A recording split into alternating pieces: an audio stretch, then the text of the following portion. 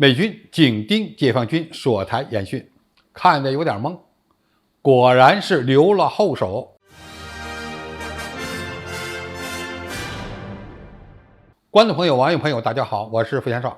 在佩洛西窜访引发台海军事危机之后，美国军队基本上选择了旁观，而且还趁机出动侦察机搜索解放军演训的相关情报。让美国人失望的是，中国军队显然是留了后手。据路透社报道，美国军方高层声称，美军承认在台海军演期间收集到了中方大量军事数据信息。美方认为，中方并未借机展示最先进的战术，也就是说，美国人利用解放军演习的机会，想进一步了解中国军力发展的真实水平，但是只看到了一点端倪。按照美军的说法，解放军在此次演训中展现了非凡的三军协同作战能力。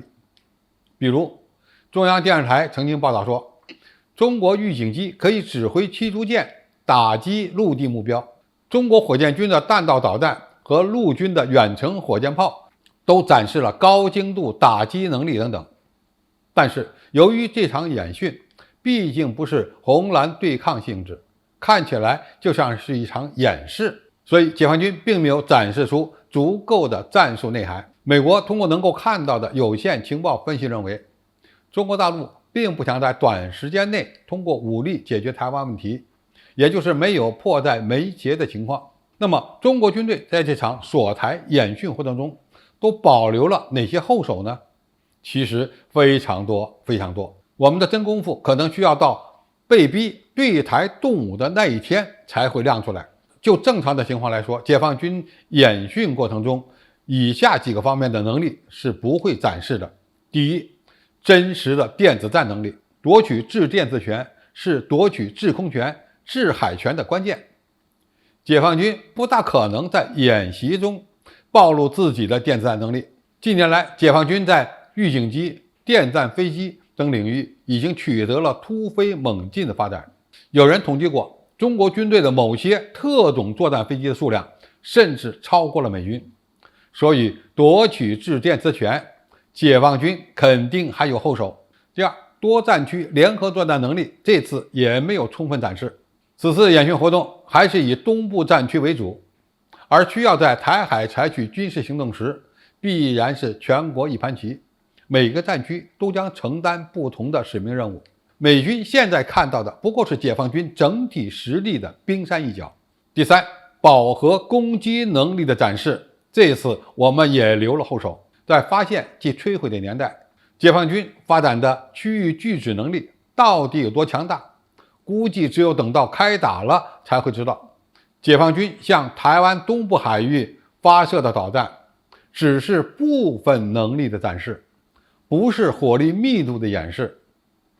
等发生武统时，才会看到解放军为台独分子和域外干涉势力到底准备了多少弹药基数。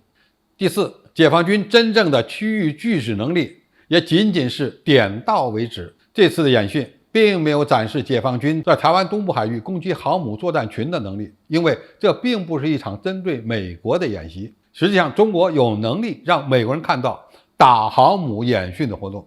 区域拒止战略在这次演训活动中被解放军正式提及，说明我们已经有了应对美军干涉的方案。第五，后勤动员能力的展示也是有限的。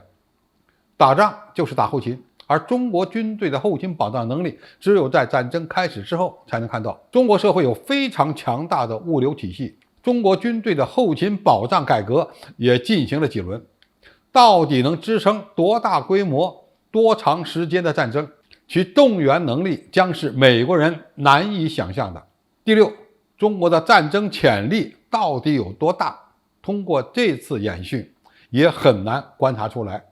如果是一场大国对抗，那么中国拥有的战争潜力可能是美国最担心的，但是又难以估算，而这才是最终决定中国与美国较量的底气。总体而言，美军想通过一场演训来看清楚解放军的真实实力，就像是雾里看花，水中望月。如果他们的评估错了，而美军真敢干涉台海事务，那么可能就要吃不了兜着走了。好，今天的评述就到这里，谢谢大家收看，我们下期再见。